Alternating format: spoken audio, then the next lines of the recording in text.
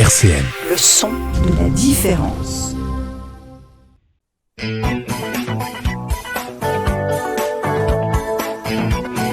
On va pas se raconter d'histoire sur RCN, Philippe Rivet.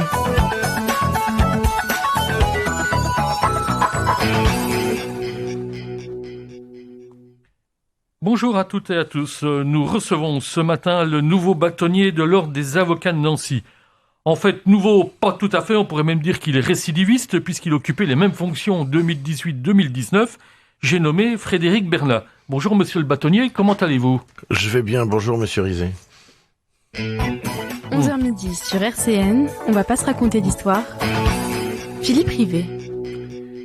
Frédéric Bernat, quand on regarde votre parcours, que vous avez consenti à me retracer dans une courte notice biographique, je dis bien consenti, parce que vous m'aviez dit que vous ne possédiez pas de CV officiel, de carte de visite 4x3, donc vous m'aviez envoyé quand même quelques notes pour rappeler un peu votre parcours. On remarque d'emblée que le mois de janvier est un mois assez faste pour vous, avec 2 dates anniversaires. Vous êtes né en effet un 21 janvier en 1975. Autrement dit, j'imagine que chez les Bernat, on célèbre davantage l'avènement de Frédéric que la mort de Louis XVI. Exactement. 10 jours plus tard, nouvel anniversaire, celui de votre prestation de serment d'avocat par devant la Cour d'appel de Nancy. C'était le 31 janvier 2000. Prendre pied dans le 3e millénaire au service du droit, c'est, ma foi, une belle entrée en matière à laquelle vous n'étiez pourtant pas prédestiné. Si vous êtes né à Laxou, c'est dans le Sud-Meusien que vous passez votre enfance, à Revigny-sur-Ornain, précisément, avec vos parents, tous deux, médecins généralistes. Vous obtenez un bac C, maths, physique, chimie. Ouais, malgré votre parcours scientifique, vous ne choisissez pas de suivre vos parents dans la voie médicale ou la voie scientifique. Même si vous choisissez droit, parce que vous dites que finalement, vous aviez pas mal de portes ouvertes, vous ne saviez pas vers quoi vous diriger. Donc ce sera le droit avec une licence, puis une maîtrise de droit des affaires, et ensuite un DEA de sciences politiques. On va voir si vous prépariez déjà éventuellement votre reconversion ou votre réorientation vers d'autres horizons. Aussitôt après votre service militaire, comme sous-lieutenant à ASC, après être passé par prépa militaire à Saint-Cyr, ma foi, vous engagez dans votre métier qui est en fait plus qu'un métier, qu'une véritable passion, et vous menez un certain nombre de combats de tous les instants, comme on le verra un peu plus tard dans cette émission. Vous pratiquez quand même un peu le droit médical, le droit de la famille, mais vous dirigez très vite vers le pénal.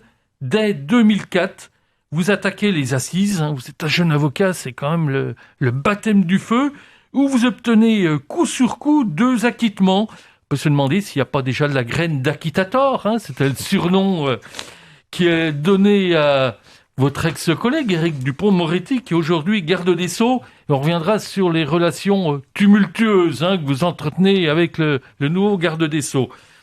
En 2008, vous créez votre cabinet et vous êtes aujourd'hui considéré comme un avocat de choc, si j'en crois le titre de l'Est républicain qui surplombait l'article de Christophe Cobin le 24 décembre pour annoncer votre nouveau mandat de bâtonnier. Affaire Grégory, affaire de l'anesthésiste de Besançon soupçonné de 24 empoisonnements. Vous n'avez pas choisi les affaires forcément les plus simples, mais parfois des affaires très médiatiques, donc à risque, où c'est l'émotion qui prédomine, où le clash menace à chaque instant. Vous êtes un avocat donc très engagé aussi au service de vos collègues. Vous avez fait partie du Conseil de l'Ordre des avocats. Vous aviez, je l'ai rappelé il y a une seconde, bâtonnier, vous avez été bâtonnier en 2019, là vous récidivez, pourtant, écrit Christophe Gobin, le costume ne semblait pas forcément taillé pour lui. Un bâtonnier doit gérer, composer, trouver des compromis, et ce ne serait pas, dit-on, votre qualité première. Vous êtes d'accord avec cette approche ? Pas vraiment en réalité. Il y a eu une sorte, de mouvement de surprise lorsque mes confrères m'ont porté pour la première fois à la tête du barreau, parce que c'est vrai que historiquement, c'est pas tellement le profil d'avocat pénaliste un peu bagarreur qui occupait cette fonction. Et j'ai constaté à la dernière réunion des bâtonniers de France à laquelle j'étais la semaine dernière que de plus en plus de pénalistes avec mon profil commencent à accéder au bâtonnat. C'est quelque chose qui n'est plus rare. Et du coup, J'avais peut-être pas le profil, mais je crois que finalement un certain nombre de gens se sont rendus compte que on pouvait être bagarreur et être homme de compromis aussi. Et comment vous expliquez cette évolution sur le... Je crois qu'en réalité, plus la justice s'enfonce dans les difficultés, et plus les confrères ont besoin de sentir eh bien, que leurs représentants sont au combat. Et le côté un peu policé s'estompe au profit finalement d'un profil plus bagarreur, plus revendicatif. Justement, les relations avec la place Vendôme sont souvent rugueuses, même de plus en plus souvent rugueuses. Est-ce que, parce que vous avez, vous, à titre personnel, vous avez été marqué par les pressions que vous avez subies, dites-vous, à l'époque où Rachida Dati était garde des Sceaux et que vous défendiez son frère? Est-ce que ça vous a marqué? C'est des souvenirs qui restent vivaces Tout à fait. Tout à fait. D'ailleurs, cet épisode est relaté dans la préface du livre de Jamal Dati que j'avais rédigé. Et il est vrai qu'à l'époque, c'était assez surprenant de se rendre compte qu'un garde des Sceaux en exercice pouvait convoquer un avocat pour essayer de l'influencer, essayer d'empêcher son client de faire sortir un livre pour des motifs politiques. Et je ne vous cache pas que c'est très impressionnant. Et j'avais été très surpris, effectivement. Il faut résister à ce genre de pression. C'est très très difficile. J'étais encore jeune à l'époque. Et qu'est-ce que vous aviez déclaré alors à Madame Dati? Vous aviez le sentiment d'avoir en face de vous la garde des Sceaux ou la sœur attentionnée qui voulait pas lâcher son frère? J'avais l'impression d'avoir la garde des Sceaux qui voulait lâcher son frère et qui voulait simplement préserver en réalité son avenir politique, et notamment les élections européennes qui arrivaient et où elle était seconde de liste à Paris. C'était surtout ça l'idée. Et j'ai vraiment été marqué par cet événement, mais en même temps rassuré parce que finalement j'ai résisté à cette pression-là. J'ai pu dire que j'avais rien à céder et vous voyez, je suis toujours vivant. Ce qui prouve que la France reste quand même un état de droit. De droit. Entre Rachida Dati et Éric Dupond-Moretti, y a-t-il un ministre de la Justice qui trouve grâce à vos yeux? Il faut reconnaître que depuis quand même un certain nombre d'années, les rapports entre les gardes des Sceaux qui se sont succédés et les barreaux n'ont jamais été au beau fixe. Vous l'expliquez de telle manière? C'est parce que la justice manque de moyens? Oui, c'est parce que il y avait des erreurs de casting? Je crois qu'il y a eu quelques erreurs de casting, mais globalement, si vous voulez, je crois simplement que les gardes des Sceaux aujourd'hui n'ont pas les moyens de mettre en place une politique ambitieuse qui satisferait les professionnels du droit, parce qu'on a un peu le sentiment que c'est plutôt Bercy qui guide et pas la place Vendôme les problématiques du droit. Donc ce qui fait que nous avons des gardes des Sceaux qui parfois sont de bonne volonté et qui pourtant ne peuvent pas faire grand-chose. C'est le sentiment que j'ai parfois avec Éric Dupond-Moretti, même si sur un certain nombre de points il m'a beaucoup déçu. Mais nous avons eu aussi des ministres qui étaient dans des logiques comptables ou qui étaient totalement déconnectés du terrain. C'était le cas du prédécesseur de Maître Dupond-Moretti que j'avais eu l'occasion de rencontrer.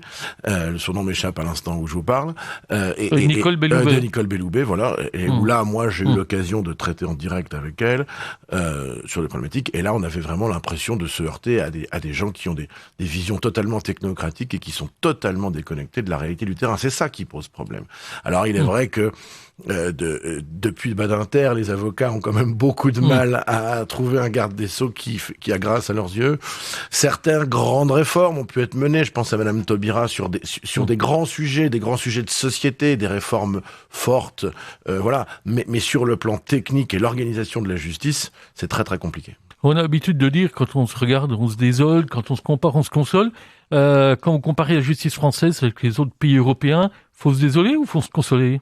Non, il faut être particulièrement désolé. J'ai sous les yeux, il est très récent, le rapport de la Commission européenne pour l'efficacité de la justice, la CEPEJ, le rapport sur 2020. Les chiffres sont édifiants. Quand on sait que dans les pays dont le PIB par habitant est compris entre 20 000 et 40 000 euros, ce qui est le cas de la France, la moyenne consacrée à la justice s'établit à 84,13 euros par habitant et à 0,32% du PIB. La France, elle dépense 69,51 € par habitant pour sa justice, 0,20% du PIB, et dans le même groupe, si on peut comparer, là où on est à même pas 70 € par habitant, l'Espagne à 92, l'Italie 83, la Grande-Bretagne 76, et je ne vous parle même pas de l'Allemagne, qui elle explose tous les records à ce niveau et nous fait véritablement passer pour un très très mauvais élève de la classe avec un bonnet d'âne. En nombre de magistrats, c'est pareil. Je veux dire, la moyenne, c'est 21,4 juges pour 100 000 habitants. La médiane, c'est 17,7. En France, on est à 10,09 juges pour 100 000 habitants. L'Italie, c'est 11,6, l'Espagne, 11,5, 13,3 en Belgique, 24,5 en Allemagne.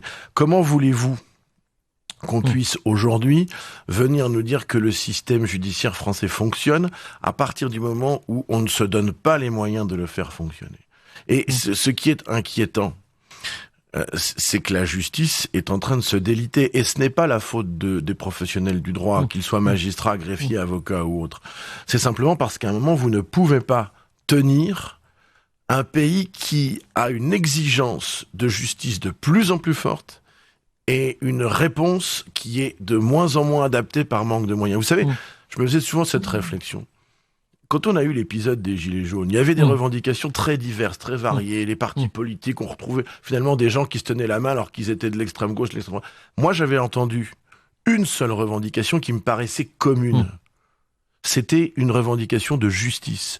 Une revendication de justice fiscale, de justice sociale. Il y avait une tentative justement, c'était les juges de proximité, c'est une bonne idée ça? Mais le problème, c'est que on peut avoir, vous savez, en France, on a des idées surtout, et on a surtout des idées, comme je crois disait Coluche.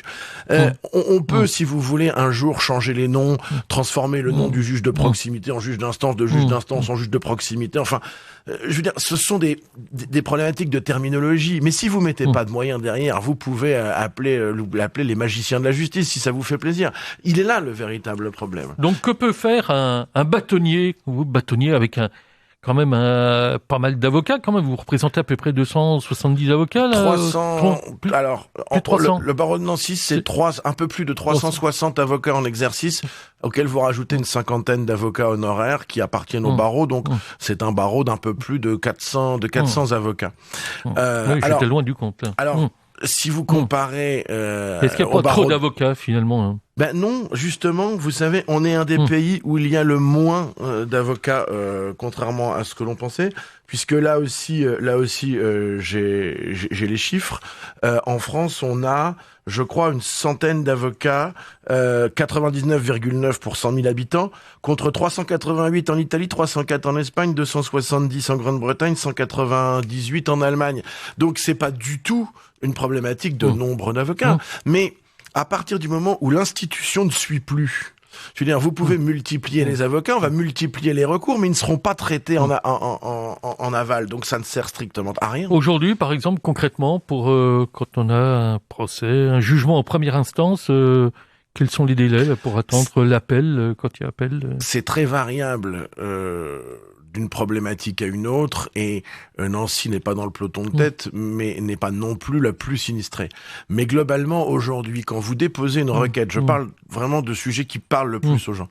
Affaires familiales, problème de garde d'enfants. Je veux dire, c'est pas la justice des voyous, c'est pas la justice, non, c'est la justice de monsieur, c'est madame, la vie tout le monde. Là. Bon. Eh bien, aujourd'hui, vous déposez une requête au juge d'affaires familiales, vous allez être convoqué par le juge pour la première fois entre 9 et 12 mois. Et encore, en étant optimiste. Donc, quand vous avez un souci pour organiser une garde d'enfants, pour avoir une pension alimentaire, et qu'il vous faut 1 an pour rencontrer pour la première fois le juge, c'est-à-dire même pas pour clôturer votre affaire. Mais en attendant, les gens, ils font quoi? Et après, évidemment, ça crée des tensions. Il y en a qui s'enfuient avec les enfants, qui vont à l'autre bout du monde parce que la justice n'a pas eu le temps de se prononcer. Et puis, je suis pas sûr que... On parle toujours de violence conjugale, mais à partir du moment où, pour avoir accès à un juge, pour régler les problèmes familiaux le plus rapidement possible, on est obligé d'avoir un délai, les tensions peuvent se nouer, et finalement, je veux dire, on veut toujours traiter en aval au lieu d'essayer de traiter en amont. Il est là le véritable problème. Donc finalement, quand Renaud Van Rynbeck, magistrat réputé et respecté, déclarait à l'hebdomadaire Le 1 au mois de mars que la lenteur était l'ennemi numéro 1 de la justice en France, c'est criant de vérité. Bon. C'est absolument criant de vérité. Il est évident qu'il ne faut pas confondre non plus vitesse et précipitation. La justice ne peut pas se rendre de manière ultra précipitée. On ne peut pas juger une affaire. Il faut toujours du recul. C'est-à-dire, on ne juge pas sur Twitter, sur Facebook ou que sais-je, ou même dans les médias. Ça ne marche pas non plus. Il faut quand même avoir le temps d'appréhender concrètement les situations. Pourtant, mais les délais sont déraisonnables et donc du coup c'est un ennemi terrible pour la justice. Pourtant il y a une tentative d'accélération avec les comparutions immédiates. Pour vous, quel est votre regard sur les comparutions immédiates là, est-ce que ça fonctionne pas? Est-ce que c'est une bonne idée ou pas avec le recul? Les comparutions immédiates, c'est pas totalement nouveau, parce que ça existait déjà quand j'ai commencé, donc ça veut dire si c'est pas totalement nouveau. Alors, mais j'entends toujours des critiques. Alors, j'ai un avis qui n'est pas forcément majoritaire. Moi, je suis pas du tout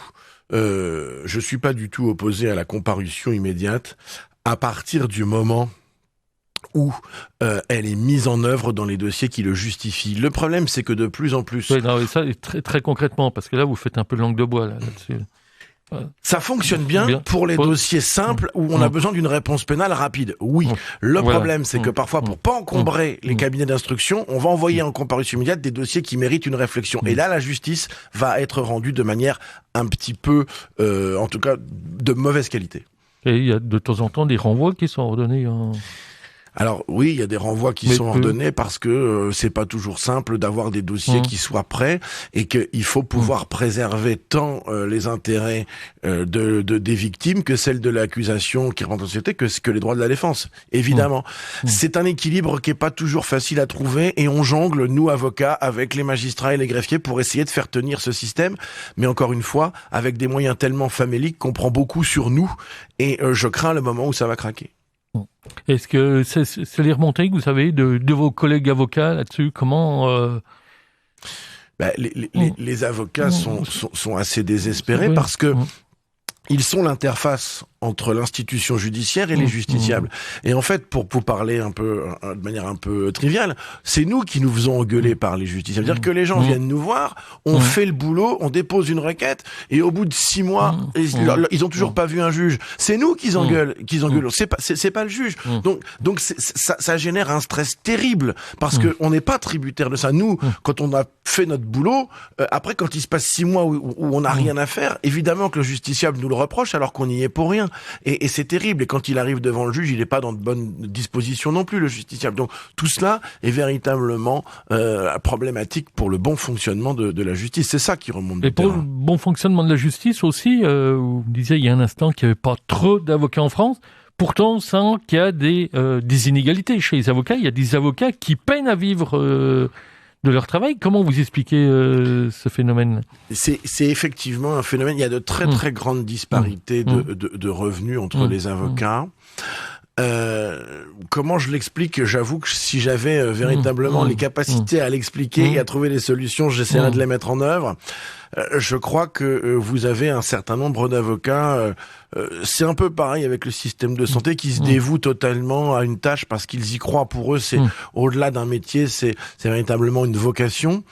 Et qui ont parfois du mal à s'en sortir parce que, l'aide judiciaire, tout ce qui est mis en place pour permettre la défense des plus défavorisés, ne permet pas toujours de faire tourner un cabinet avec des charges qui pèsent sur des professions libérales indépendantes qui sont extrêmement importantes. Et puis après, certains cabinets d'affaires, et c'est très bien, évidemment, là, évoluent dans des sphères qui sont différentes et sont capables de générer des flux financiers importants. Donc il y a une très très grande disparité de revenus, et moi j'essaye de faire en sorte que les confrères les moins favorisés et qui ont parfois du mal à joindre les deux bouts puissent continuer à travailler et à assurer en fait le service public, parce que finalement les avocats qui sont les moins riches sont ceux qui assurent le plus une mission de service public, les commissions d'office, l'aide judiciaire pour les gens les plus défavorisés. Et ils ne sont pas véritablement très bien rétribués en rapport avec les services qu'ils rendent. Justement, on parlait des lenteurs de la justice, on a parfois le sentiment que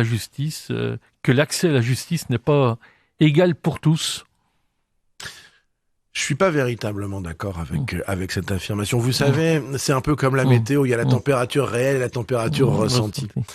Il faut comprendre une chose aussi, je crois, c'est que les gens en général, nos concitoyens, les justiciables qui sont confrontés à la justice, c'est jamais par plaisir qu'on est confronté à la justice. Souvent, on y va parce qu'on a des problèmes, et des problèmes souvent sérieux, que ce soit des problèmes au niveau du travail, au niveau de la famille, au niveau fiscal, au niveau pénal, etc. Donc forcément, les gens ont l'impression que c'est compliqué, que la réponse n'est pas très très bonne. On est rarement satisfait quand on sort d'un tribunal, parce que souvent, il y a deux voix qui s'opposent, et de toute façon, il y en a toujours au moins un qui est totalement déçu quand ce n'est pas les deux, parce qu'il trouve jamais que c'est trop ou pas assez. Mais pour vous l'un dites, pour c'est l'autre. bon, évidemment, Mais- c'est quand il y a des difficultés qu'on Mais demande à la justice, mais est-ce qu'il n'y a pas un problème en France, à la fois de judiciarisation de la société forte, et peut-être on n'est pas suffisamment dans le préventif, dans la médiation? Alors, je crois pas qu'on est en France, si je compare à d'autres pays, qu'on soit une population ultra procédurière, pardon. Pour finir sur l'accès au droit, il y a de multiples solutions qui sont proposées, et notamment par le barreau. J'insiste, le barreau est le premier vecteur de facilitation d'accès au droit. On multiplie les consultations pour les indigents, les permanences d'aide aux victimes, etc. Donc, je veux dire, là-dessus, c'est pas vrai. L'accès au droit est très très facilité en France. Là-dessus, il y a pas de difficulté. Maintenant, je crois pas qu'on soit une population ultra judiciarisée, mais la société évolue de telle manière que forcément l'ultra judiciarisation, elle s'impose à nous. Elle s'impose d'ailleurs à nous parce que la France, c'est un pays où on réforme en permanence. Vous savez, c'est toujours, chaque fois qu'un élu est là, il dit je vais réformer. Ils veulent tous réformer, mettre leur nom sur une loi. Dès qu'il y a un problème, il y a une loi. Mais c'est ça, c'est-à-dire qu'il y a un événement médiatique, là, il y a une loi. Je vais vous donner un exemple tout bête. Récemment, pour dire que ou donner l'impression qu'on luttait contre les violences faites aux forces de l'ordre, qui sont intolérables, tout le monde en convient, on a des politiques qui nous disent je vais créer un délit spécifique d'agression contre les policiers, etc., et augmenter les peines. Mais enfin, c'est complètement délirant. Aujourd'hui, on vous raconte ça, c'est de l'effet d'annonce. Aujourd'hui, vous appliquez le code pénal, vous avez l'infraction d'atteinte à une personne dépositaire de l'autorité publique, à savoir une personne des forces de l'ordre, et si vous tuez un policier, vous encourez d'ores et déjà la perpétuité. Et on vient vous dire, on va créer un délit spécifique pour faire... Ça existe déjà. Et en réalité, aujourd'hui, le vrai problème qu'on a, c'est que les élus sont déconnectés, à mon avis, des réalités, et surtout, ils veulent faire de la com et de l'effet d'annonce. Et ça, c'est très mauvais, parce que ça instille dans l'esprit de nos concitoyens, en plus, l'idée qu'on n'en fait jamais assez, et que, on est un pays laxiste, etc. C'est complètement faux. Et quand, justement, la justice, là, vous la sentez laxiste, pas laxiste, globalement, quand on entend le discours, quand, par exemple, Valérie Pécresse déclare pendant la campagne que la justice, c'est le maillon faible de la sécurité, comment vous recevez cette... Je vais vous dire, ce genre de propos, il faut quand même être très vigilant. Quand on vient opposer justice et sécurité, souvent pour de mauvaises raisons, et quand on ne connaît pas du tout le fonctionnement d'un tribunal et d'un service de police, alors on commence à ouvrir des brèches qui sont très dangereuses. Évidemment, les policiers sur le terrain, pour eux, la procédure pénale, c'est une contrainte. Ils nous le disent, et ils ont raison. Qu'on la simplifie, j'entends bien. Mais on est en train, en permanence, de nous dire « Ah, la justice, c'est le maillon faible ». Bah oui, parce que on considère que la sécurité, c'est supprimer la justice. Mais si vous supprimez les tribunaux, si vous remplacez des polices, c'est-à-dire qui n'auraient plus aucune contrainte, aucun contrôle de la part d'une institution judiciaire, la police devient une milice. Et votre pays n'est plus en état de droit. Et donc, si vous voulez, c'est effarant d'entendre ce genre de discours qui est totalement populiste et totalement déconnecté. Moi, je vais vous dire, toutes les décisions les plus critiquées aujourd'hui par les bien-pensants sur les réseaux sociaux, sur Facebook, sur Twitter, dans les médias, parfois pas tous, heureusement, mais dans un certain nombre de médias, mais la plupart des décisions de justice qui sont critiquées par des gens qui n'ont jamais assisté à l'audience et qui ne connaissent pas un mot du dossier sont des décisions qui sont rendues par les cours d'assises. Les cours d'assises, aujourd'hui, sont composées en grande majorité de jurés populaires. C'est-à-dire que ce sont eux qui décident, pas les juges professionnels. Et je veux dire, et ça marche dans tous les sens. Vous attendez Jacqueline Sauvage, on vient dire elle était innocente, mais enfin elle a été condamnée 2 fois par 2 jurys populaires, par des gens comme vous et moi. Et à l'inverse, quand on vient vous dire justice laxiste, etc. Mais ce sont des jurés populaires qui ont décidé, et ils sont pas du tout manipulés par les magistrats professionnels. Alors, vous savez en plus le risque, c'est qu'aujourd'hui on est en train de nous dire on va supprimer les jurés populaires petit à petit les cours d'assises. Moi, je connais bien le système. Je pense pas que ce sera plus mal jugé par des juges professionnels que par des juristes. Je pense que le problème se situe pas là. Je veux dire, il y a le problème, il se situe qu'aujourd'hui, il y a une incompréhension. Les Français ne connaissent pas le fonctionnement de leur institution judiciaire. Et d'ailleurs, quand ils y sont confrontés, souvent, hormis les délais, évidemment que ça leur fait peur. Et le problème, c'est que la cour d'assises, c'est le dernier endroit où le peuple rentre directement rendre la justice au nom du peuple français. Et donc, on peut rien dire par rapport à ça. Et je vais vous dire une chose. Si vous avez l'occasion de discuter avec les magistrats rendent quand même la justice au nom du peuple français. Tout à fait. Mais ce que je veux dire, c'est qu'on leur reproche souvent d'être déconnectés, ce qui est faux d'ailleurs. Mais là, on a une justice qui est rendue une justice populaire, totalement populaire, parce que c'est le peuple lui-même qui rend la justice. Eh bien, on va supprimer ça.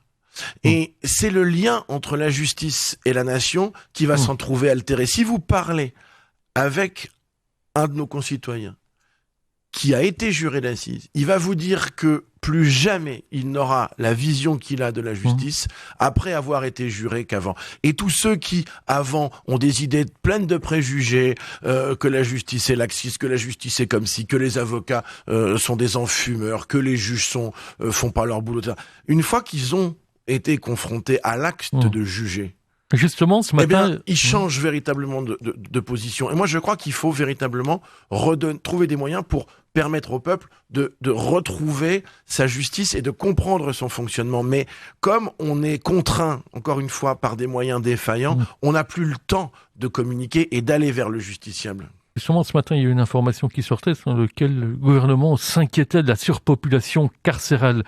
C'est parce que la justice, justement, est justement pas laxiste, trop dur, ou parce qu'il n'y a pas assez de places de prison? Mais c'est évidemment très intéressant de constater que dans un pays qui aurait soi-disant une justice trop laxiste, on a une surpopulation carcérale totalement délirante. Alors après, on va vous dire c'est parce qu'il n'y a pas assez de places de prison. Peut-être. Moi, je crois pas que ce soit véritablement le souci. Le souci aujourd'hui, c'est pareil, c'est que vous faites entrer quelqu'un en prison. Pour qu'il en ressorte mieux qu'il n'y est entré, ça devient extrêmement compliqué. N'oubliez pas que... En raison des sorties, qu'on dit des sorties sèches non accompagnées. Mais il y a tout un tas d'institutions au niveau de l'application des peines qui sont là justement pour essayer de favoriser la réinsertion. Mais elles aussi, elles ont des moyens faméliques avec une population carcérale qui est énorme. Et aujourd'hui, la prison devient parfois une zone de non-droit. Je rappelle quand même que la prison, ça peut arriver véritablement à tout le monde et notamment à des innocents. Je veux dire, aujourd'hui, une grande partie des détenus en France sont en détention provisoire. C'est-à-dire que ce sont des innocents en prison. Et moi, j'en ai eu des gens comme vous et moi qui ont été soupçonnés à tort et qui ont passé parfois 1 mois, parfois 2 ans, parfois 4 ans en prison pour rien.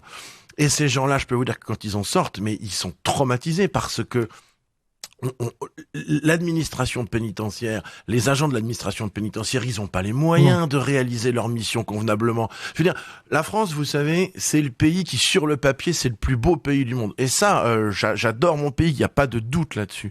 Mais sur le papier, notamment nos institutions, on est le pays des droits de l'homme, on a tout inventé, on donne des leçons au monde entier. La patrie des droits de l'homme, c'est la France. Mais bien sûr, mais c'est plus le cas aujourd'hui. Mais sur le papier, ce que je voudrais moi, c'est que tous nos beaux textes, toutes nos déclarations d'intention, tout ce qu'on a pensé en termes de droits, en termes de droits humains, en termes de protection des droits, ce soit corrélé par une réalité sur le terrain. Et c'est ça la problématique. Et on ne peut pas vouloir être le pays des droits de l'homme et être l'un des pires pays d'Europe en termes de budget que l'on consacre à notre justice. Ça n'est pas possible. Justement, comme alternative à la prison, est-ce que le bracelet électronique en est peut-être une bonne alternative, une bonne solution? Toutes les solutions alternatives à la détention, quand c'est possible, sont de bonnes solutions. Mais vous savez, c'est pareil.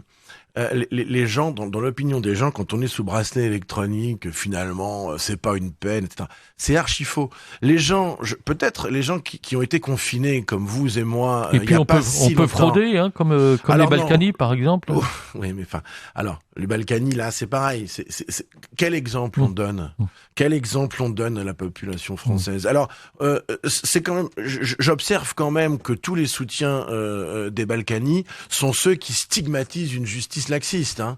Je veux dire, ils n'arrivent pas d'un parti où on revendique trop de sévérité de la justice. Au contraire, ce sont des gens qui ont toujours soutenu que la justice était ultra laxiste. Ils se sont moqués, ouvertement moqués de l'institution judiciaire et des juges qui les avaient placés sous surveillance. Voilà, et ces gens-là sont ceux qui donnent des leçons en permanence sur le fait que la justice ne serait pas assez sévère. Enfin, tout ça est une vraie plaisanterie. Et je crois que nos politiques doivent donner l'exemple et doivent s'investir. Vous savez, j'essaye moi en tant que bâtonnier de les investir. La dernière loi pour la confiance dans la justice a donné une prérogative aux bâtonniers qui, comme les parlementaires maintenant, a un droit de visite quand il veut sur tous les lieux de privation de liberté. J'ai interpellé un certain nombre de parlementaires en disant allons-y ensemble visiter les lieux de privation de liberté et parlons-en et communiquons là-dessus plutôt que de faire des effets d'annonce. Bon, on va revenir dessus dans quelques instants parce que j'ai encore beaucoup de questions à vous poser sur votre justement fonction de votre mission de bâtonnier et encore beaucoup de questions autour du fonctionnement de la justice. On va faire une pause musicale. C'est vous-même qui avez choisi le morceau Rocketman d'Elton John.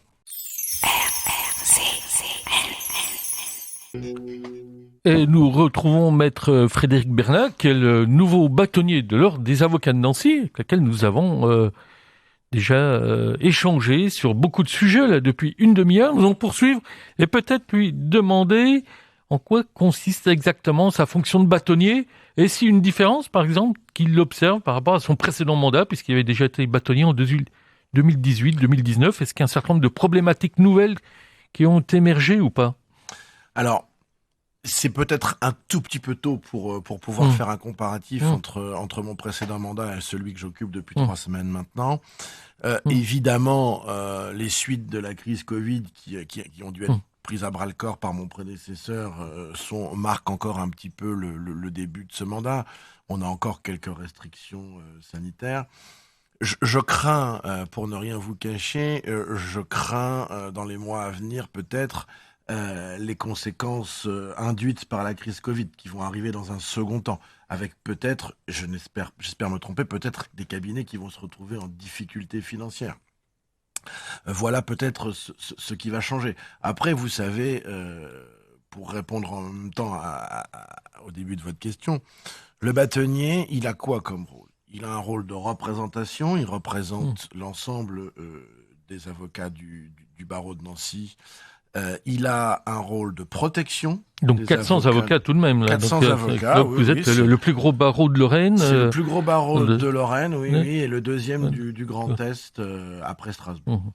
Et donc, on doit représenter, on doit protéger les avocats. Et je dois dire que moi, en tant que bâtonnier, il m'est arrivé d'intervenir dans les tribunaux pour défendre des confrères qui avaient été menacés, voire une consoeur qui avait dû essuyer un tir de fusil dans la fenêtre de son appartement, enfin ce genre de choses.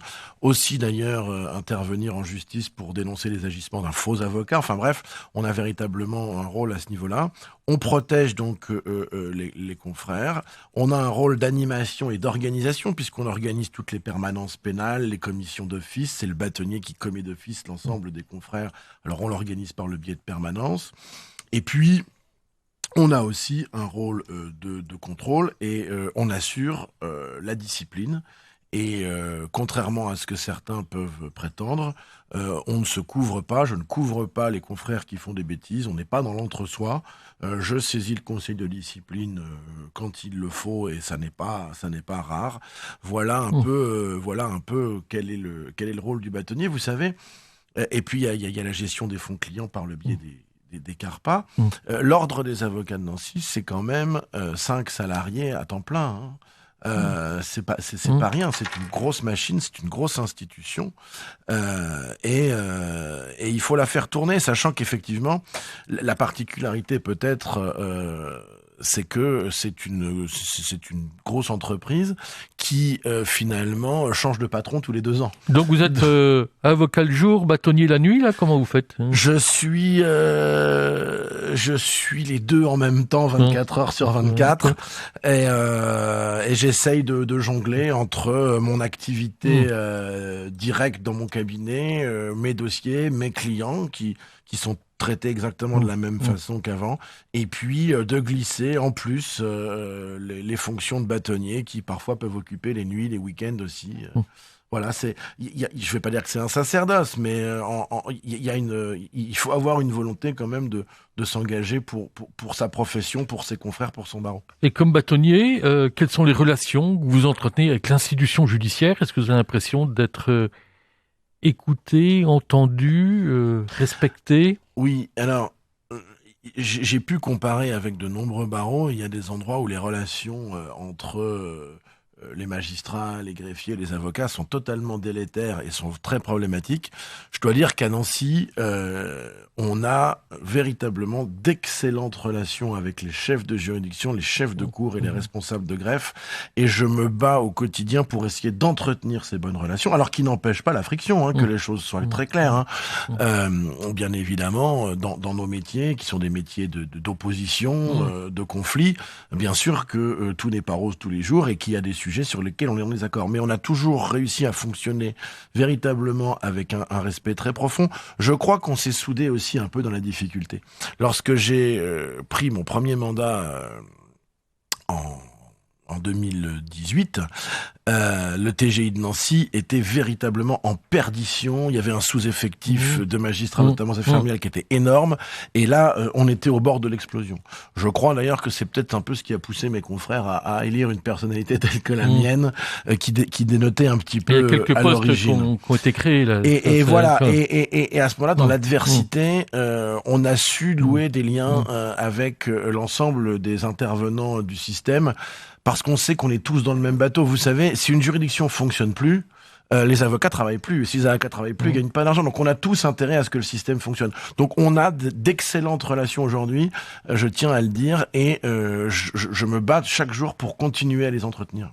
Donc justement, si je pose la question, c'est qu'il y a quelques semaines, il y a eu un mouvement solidaire là, de protestation des magistrats d'une ampleur exceptionnelle chez les magistrats, soutenu par les avocats, ce qui n'a pas toujours été le cas par le passé. J'ai remarqué que sur les réseaux sociaux, il y a quelque temps, l'un de vos prédécesseurs, Stéphane Massé, rappelait que c'était pas forcément réciproque quand les avocats ont été en grève il y a 2 ans. La magistrature les avait pas vraiment soutenus, ou tout du moins pas tous. La problématique, c'est que lorsque les avocats se mettent en grève, ils paralysent le fonctionnement de l'institution judiciaire.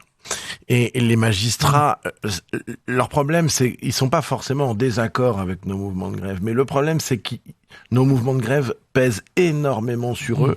Ils ont déjà du mal à traiter l'ensemble de leurs dossiers, et il est vrai que nos mouvements de grève les perturbent et leur font énormément de mal. Et comme à la chancellerie, rien n'est fait en règle générale pour essayer de compenser le problème, eh bien ce sont eux finalement qui subissent notre grève alors qu'ils sont d'accord avec nous. Ce qui a parfois généré des problématiques et des oppositions et des frictions. Mais la dernière fois, en revanche, lorsque les magistrats ont exprimé leur ras-le-bol, et vous savez, pour que des magistrats en soient à s'exprimer de la façon dont ça a été fait la dernière fois, c'est exceptionnel. Ce sont véritablement des gens qui ont un sens aigu du service public et de la dévotion, et qui souffrent beaucoup en silence et se battent pour essayer de faire tourner la machine. Et là, ils n'en peuvent plus. Et il faut s'en inquiéter. Vous savez, depuis ces dernières années, on a eu quoi? On a les forces de l'ordre qui ont manifesté. C'est quand même quelque chose d'exceptionnel quand des forces de l'ordre manifestent leur mal-être dans un pays. Il faut les entendre.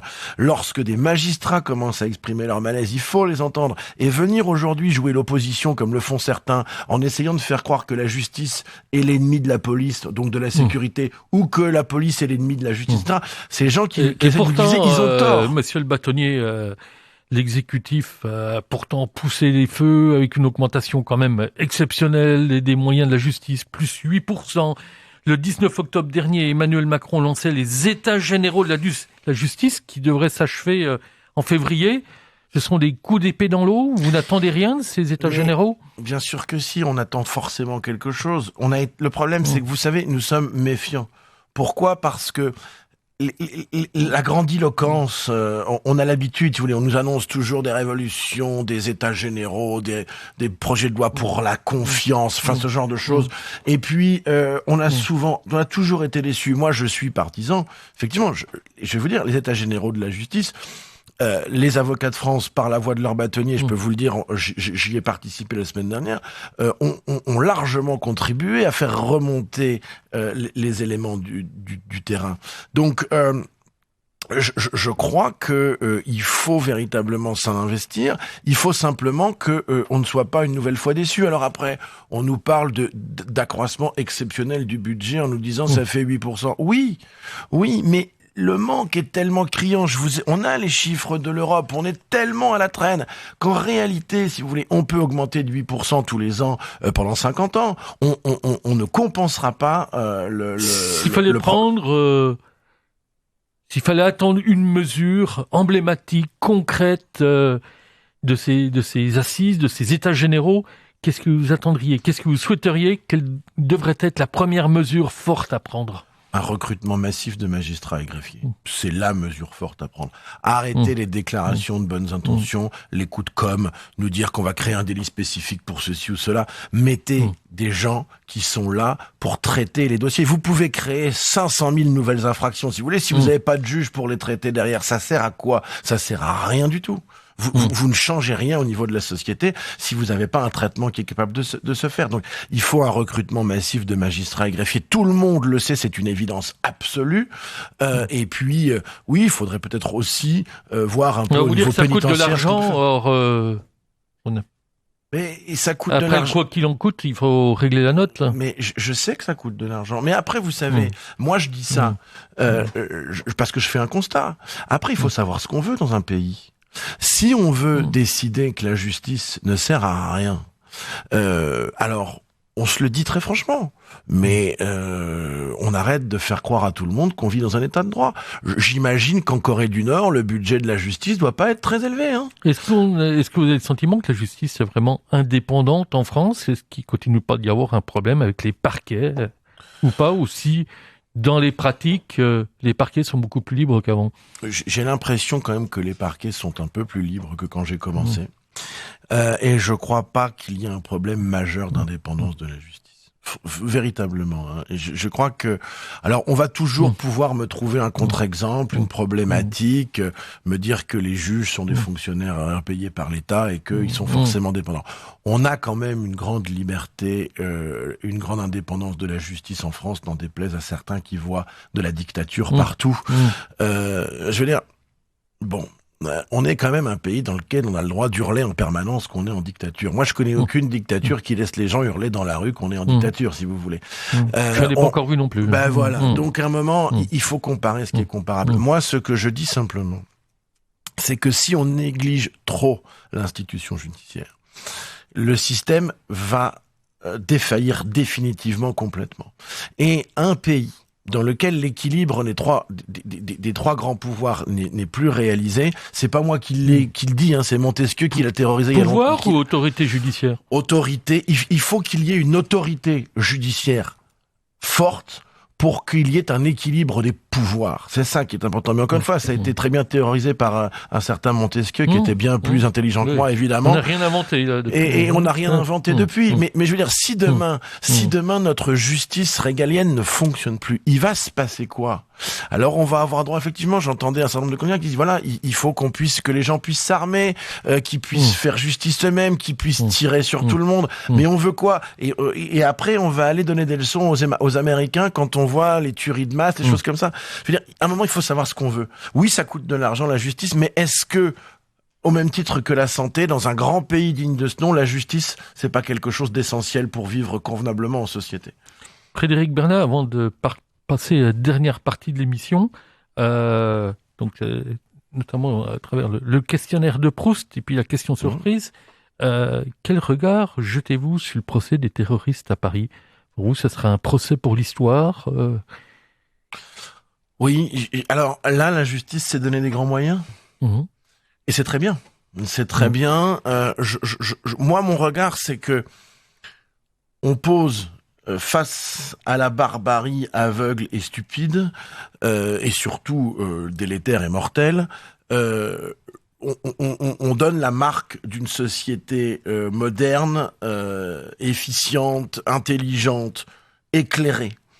Et ça, c'est extrêmement important. Alors, qu'on le fasse là, c'est symbolique, et c'est tant mieux. Si ça pouvait, si vous voulez, ruisseler sur le reste de l'institution, c'est très bien. Mais vous savez,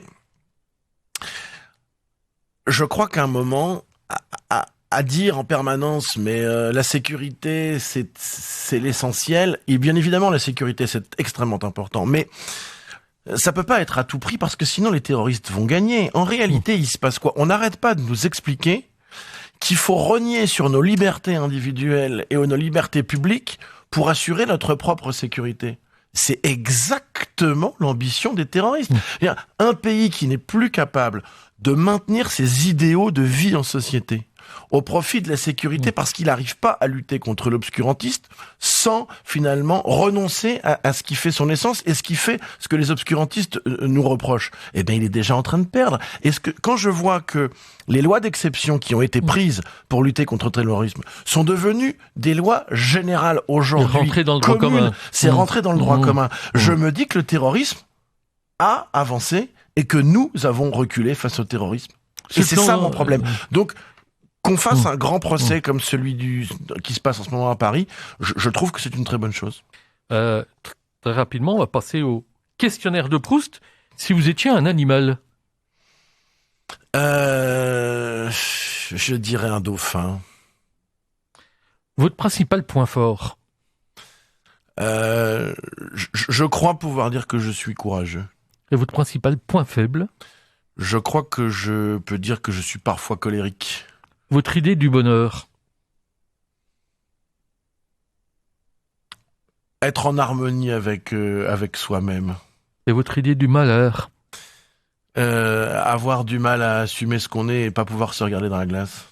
Votre couleur préférée? Le bleu. Votre plat préféré? Un gourmet comme moi, c'est très compliqué. Allez, les riz de veau. Votre personnage historique préféré? Nelson Mandela.